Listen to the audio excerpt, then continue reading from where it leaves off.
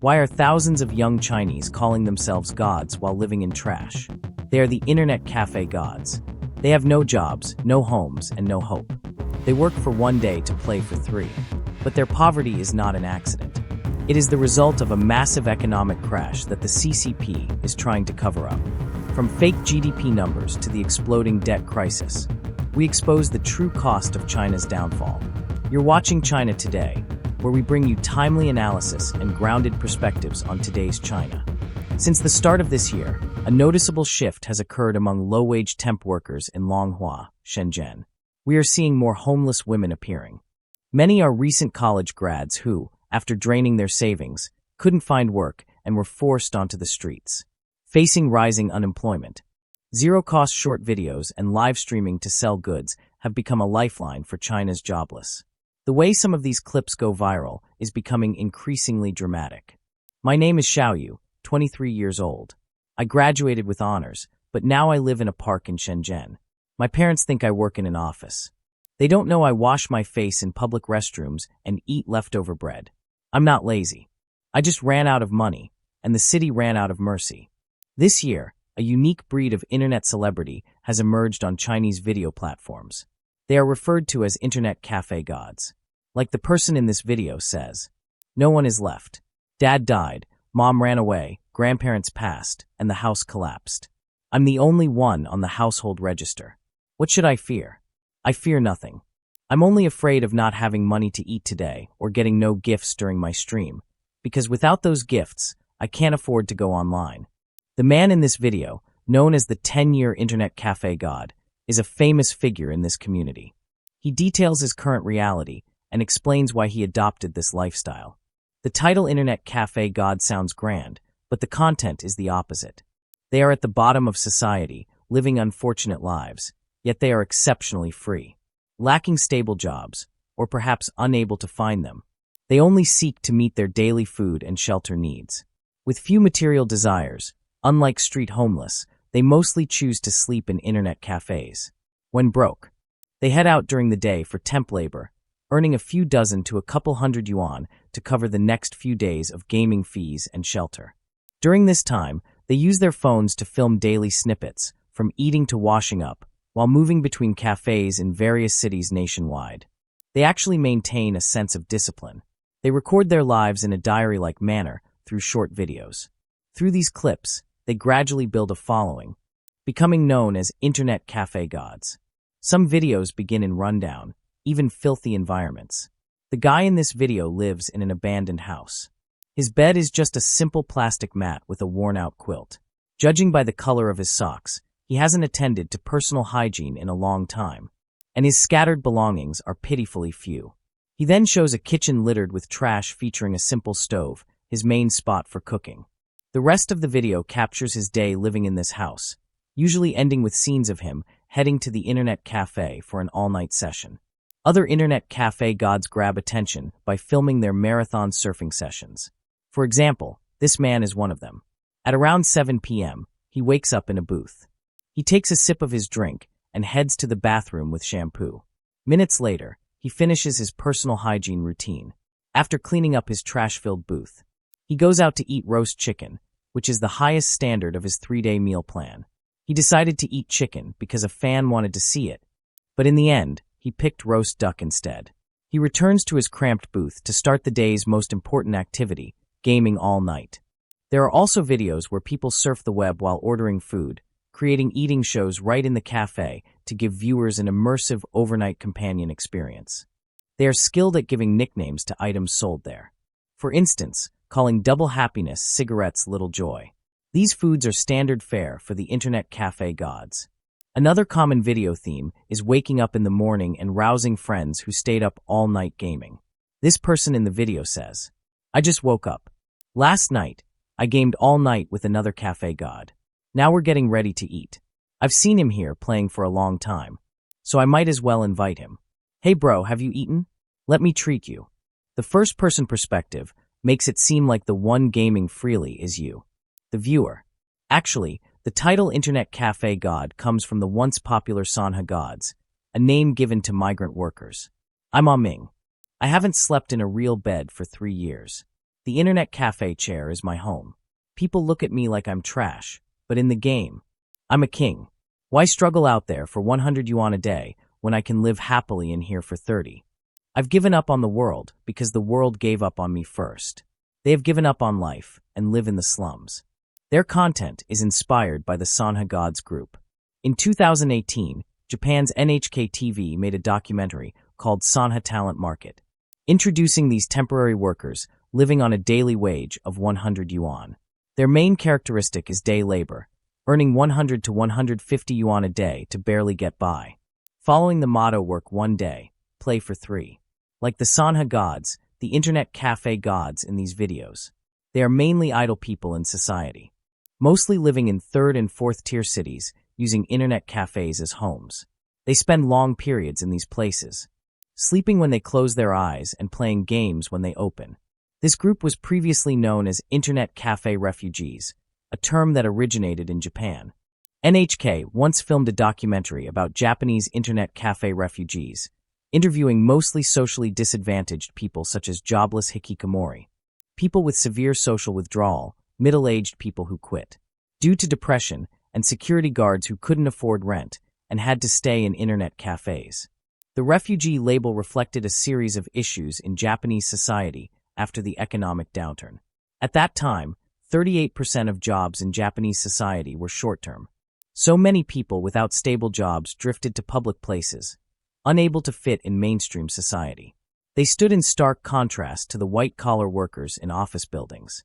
Currently, the internet cafe gods in Chinese short videos are essentially these same refugees. Some, indeed, live as internet cafe refugees, while others see the potential for profit in this lifestyle and package themselves as internet cafe gods. Among all of them, the video blogger Fat Tai is probably the most special. He has 1.5 million followers, making him the top figure in this niche. While other videos start in the slums, Fat Tai's videos begin with him waking up in his meticulously arranged apartment.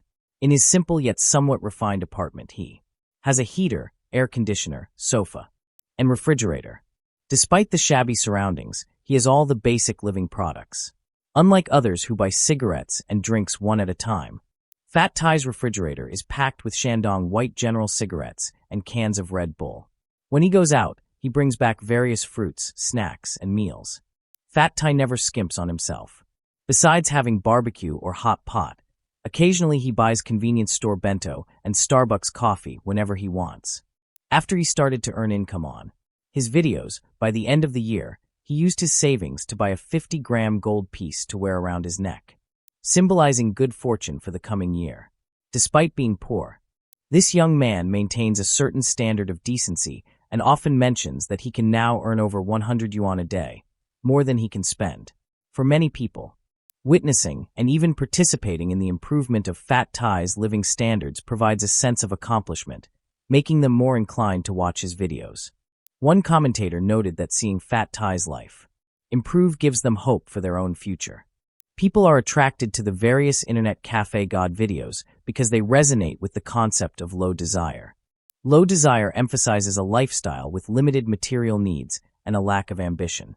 The internet cafe gods remind those discouraged in life that there is a way of living that requires very little money to be happy. To some extent, young people's interest in these videos is a way to relieve stress. In a Chinese interview show called Peak, the host once questioned the negative mindset of young people today during a conversation with Chinese stand-up comedian Li Shuaqin. The host felt that young people are increasingly demotivated and aimless. But Li responded that she sees negativity as a buffer, a way to relax mentally. She also mentioned that her stand-up comedy style is low energy and often filled with negative vibes. As soon as she starts talking, however, these downbeat expressions ease her mental tension, allowing her to focus on her performance. After all, once you prepare for the worst, you gain a sense of fearlessness. My name is Liang. I studied economics. They told us the GDP was growing, but my friends are all unemployed. We read these reports in secret. We know the ship is sinking, but the captain just keeps painting the deck red. The true speed of China's economic decline has surpassed most people's imagination. In a media interview, Hong Hao, chief economist at China's leading hedge fund, Grow Investment Group, indicated that China's new growth points and investment directions are unclear. He suggested that an average annual economic growth rate of around 2% over the next 10 years would already be an optimistic forecast. In global capital markets, Hong Hao is widely known as China's most accurate analyst. During the interview, his tone revealed a sense of helplessness, indicating that China's economy is plummeting at a rate beyond comprehension. A January client report by Yardeni Research, a global investment advisory firm based in New York, stated that the decline in the Chinese economy is evident. This was a result of the significant wealth loss effect caused by plummeting real estate and stock prices. Since peaking in early 2021, China's stock market has lost over $6 trillion. Bloomberg data shows that the MSCI China Index has fallen by about 60% over the same period. Edward Yardeni, president of Yardeni Research, also pointed out that China's economic recession began around November 2022, when the Chinese Communist Party launched a liquidity package for the real estate sector known as the Three Arrows Policy. This policy helped real estate developers secure more funding through bank credit, bond issuance, and equity financing. In Yardeni's view, the recession will last for another 1 to 2 years, after which China will enter a period of economic stagnation with growth rates of 0% to 2% over the next 10 to 20 years. China's official GDP growth rate of 5.2% is inconsistent with other market indicators, such as declining copper and oil prices affected by weak Chinese demand and the significant drop in the stock market. It is evident that the government has manipulated the data. From a debt perspective, from December 2008 to December 2023, China's bank loans increased nearly sevenfold, from $5 trillion to $33 trillion, while U.S. bank loans only doubled to $12 trillion during the same period. The research concluded that China's severe debt crisis has already begun. Yardeni stated that although the world might never see an official recession announcement by the government, the consecutive 2 quarters of negative economic growth and all other data clearly indicate one. He is not the only one questioning the CCP's data. Rhodium Group, which also studies the Chinese economy, estimates that China's GDP growth rate last year was only 1.5%. Chinese independent commentator and writer Kai Shinkuan also pointed out that the CCP fabricated the 5.2% growth rate by lowering the previous year's base number to prevent widespread skepticism. The National Bureau of Statistics of China even announced at the end of 2023 that it would retrospectively reduce the 2022 GDP by about $70 billion after final data verification. However, this reduction is also inconsistent with the national total for 2022. After Kai highlighted this issue, the BBC also reported similar data discrepancies regarding this matter. Kai said that the CCP is trying to cover up the economic reality in China by falsifying data, but they can't make all the lies consistent. He said this is utterly shameless, as they don't care whether these numbers are true or not. The CCP used the same method for youth unemployment rates. After the youth unemployment rate reached 21.3% in June last year, the CCP temporarily halted the publication of this data and tried to reduce the unemployment rate by changing the statistical method. In January 2024, the National Bureau of Statistics of China adjusted the criteria for calculating the youth unemployment rate by excluding students.